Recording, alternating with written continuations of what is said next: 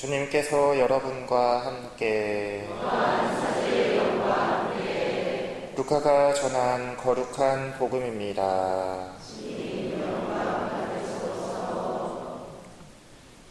그때 군중 가운데에서 어떤 사람이 예수님께 스승님, 제 형더러 저에게 유산을 나누어 주라고 일러주십시오 하고 말하였다. 그러자 예수님께서 그에게 말씀하셨다. 사람아, 누가 나를 너희의 재판관이나 증인으로 세웠단 말이냐? 그리고 사람들에게 이르셨다. 너희는 주의하여라. 모든 탐욕을 경계하여라. 아무리 부유하더라도 사람의 생명은 그의 재산에 달려있지 않다. 예수님께서 그들에게 비유를 들어 말씀하셨다. 어떤 부유한 사람이 땅에서 많은 소출을 거두었다.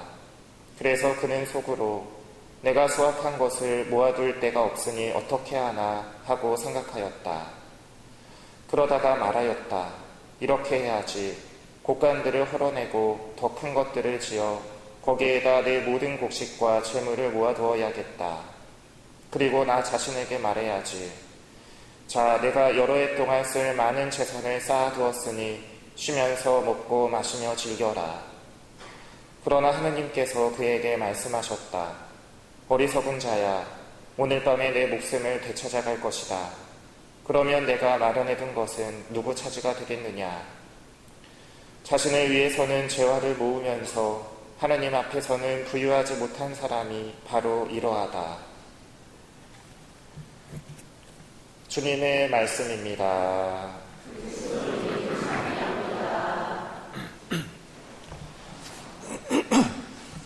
참 예수님, 네, 우리 길동 청년 여러분, 또 교우 여러분, 한 주간 동안 안녕히 잘 지내셨나요?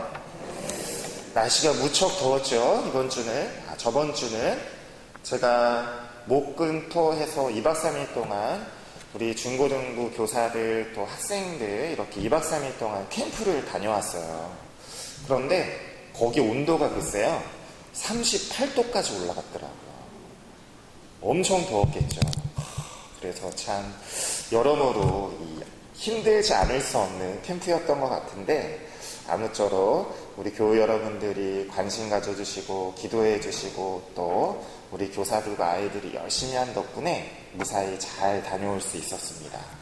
여러분들 이렇게 무더운 날에는 어떻게 이 더위를 이기시나요? 뭐 좋은 보양식도 먹고 시원한 음식도 먹고 그러시겠죠?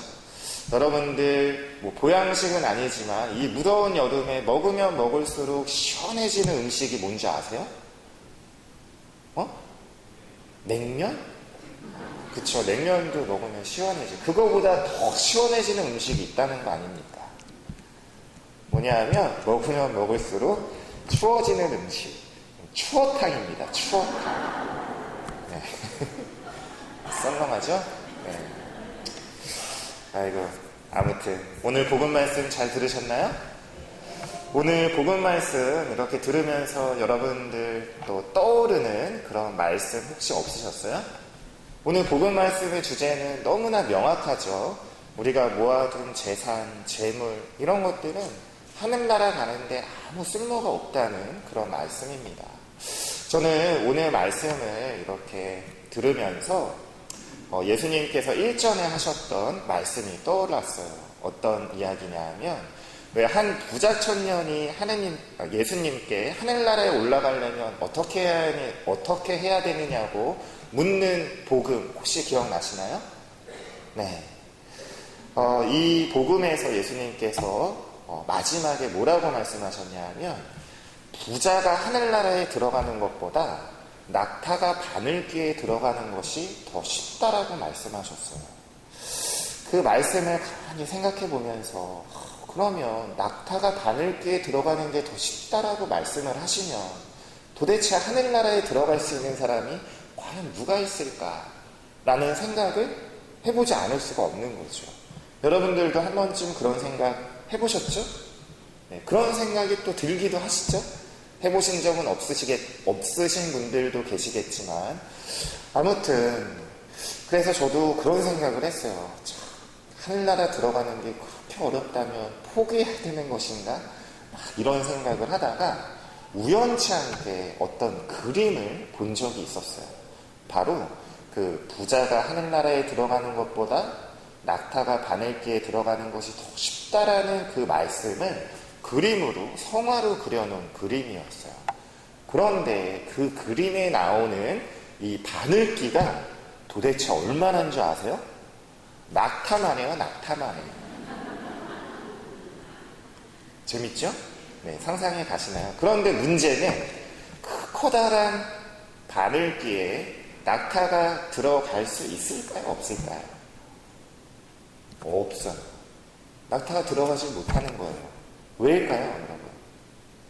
왜냐하면 낙타 등짝에는 이 온갖 짐들이 등 위에 쌓여져 있어서 바늘기에 들어가지를 못하는 거죠.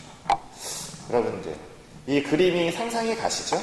네. 이 그림이 의미하는 게 뭘까요? 하느님은 그렇게 하늘나라에 우리를 부르실 때 야박하게 정말 좁디 좁은 문으로 우리를 부르시는 그런 야박하신 분이 아니라는 거죠. 결국에는 우리가 하늘나라에 들어가지 못하는 이유는 나의 욕심 때문에 격격하게 쌓여있는 그 수많은 나의 그 온갖 욕망과 욕심을 다 끌어안고 하늘나라에 가려다 보니까 계속 그 짐들에 걸리게 되는 우리 자신의 모습을 그 그림으로 형상한 것이 아닌가라는 생각이 들었습니다. 인간의 욕심이 어떻냐? 하나 실험을 한 것이 있어요. 여러분들, 원숭이가 좋아하는 음식이 뭐죠? 바나나. 원숭이는 왜 바나나를 좋아할까요? 바나나만 냅다 주니까 바나나를 좋아할 수밖에 없죠. 원숭이도 다른 음식을 좋아할 수 있잖아요. 왜 열대 맛있는 그런 과일이 얼마나 많은데요. 그런데 싸고 손쉽게 구할 수 있으니까 냅다 바나나만 주니까 마치 원숭이가 바나나를 좋아해서 먹는 것처럼 생각할 수 있는 거죠. 어쨌든 이 원숭이에게 실험을 한 것인데, 이 원숭이가 나무에 잘 올라가잖아요. 그래서 나무에 홈을 팠어요. 근데 들어가는 입구는 아주 손 하나 간신히 들어갈까 말까 할 정도로 아주 좁게 파고, 이 안쪽을 좀 더 깊고 넓게 팠죠. 그리고 그 안에 뭘 넣어놨을까요? 네, 원숭이가 좋아하는, 원숭이가 냅다 먹는 바나나를 탁 넣어놨습니다. 그리고 원숭이를 막 유인을 해요. 그리고 이내 원숭이는 바나나를 발견을 하죠. 그리고 억지로 손을 간신히 넣어서 바나나를 움켜 잡는 순간 저기 옆에서 포획자가 나타났어요.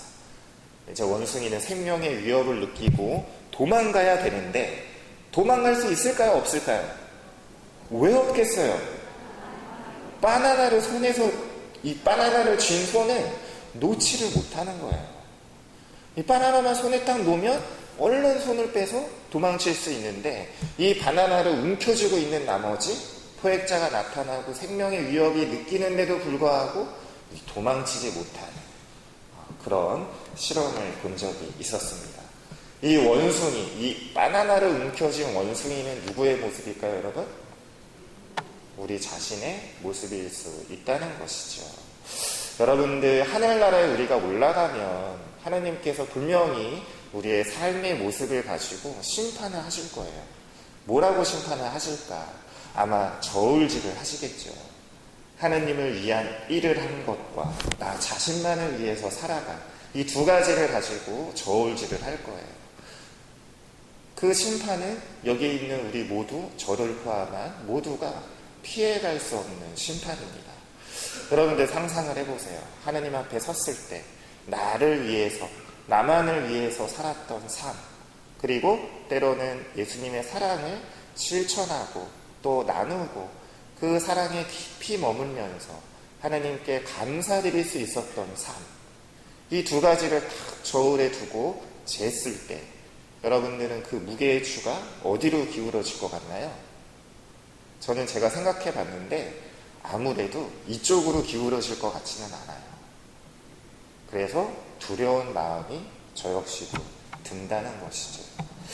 오늘 복음 말씀을 오해해서는 안 되는 부분이, 그렇다면 우리가 모든 죄와 모든 경제적 활동 다 집어치우고 그냥 성전에 와서 냈다 기도만 하고 하느님만 막 찬양하고 모든 관계를 다 끊어버리고 오직 하느님만 그러면서 열렬한 그런 광신적인 그런 마음으로 우리가 신앙을 살아가라는 그런 말씀이 아니라는 겁니다.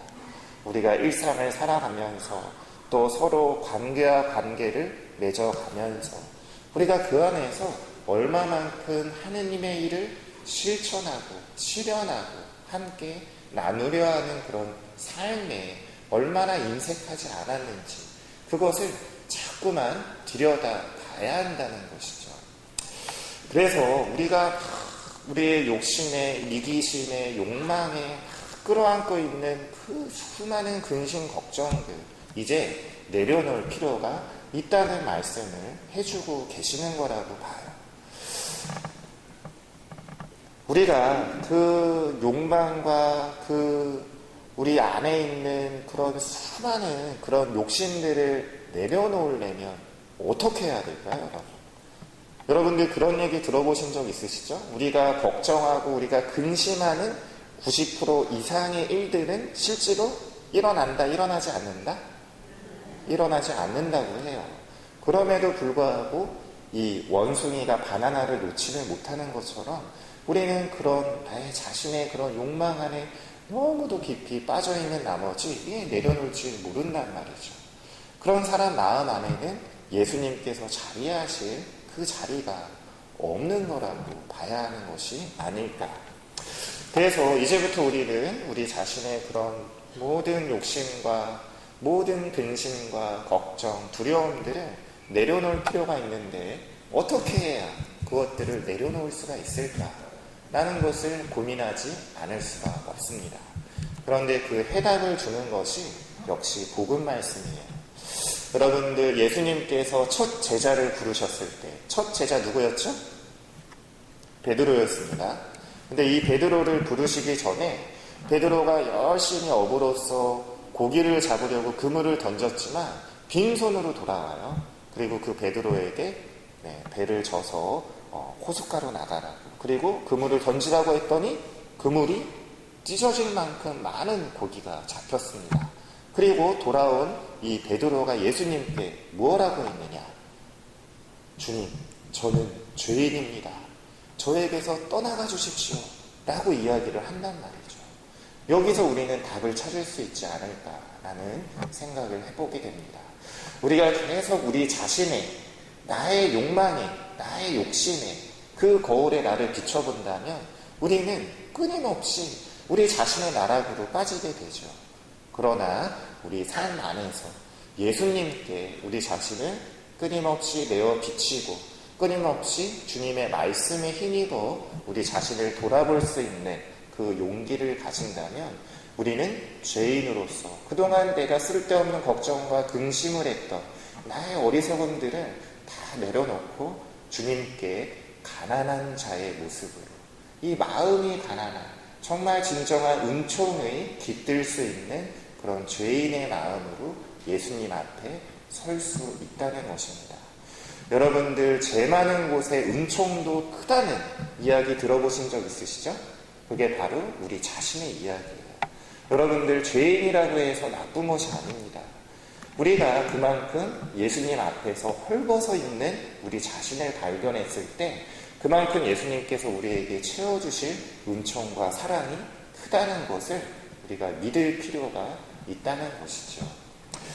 오늘 복음 말씀에서 예수님께서는 분명히 말씀하십니다. 우리가 가지고 있는 죄와 우리의 욕심, 욕망으로는 하늘나라에 들어가는 것이 불가능하다고 말씀하세요.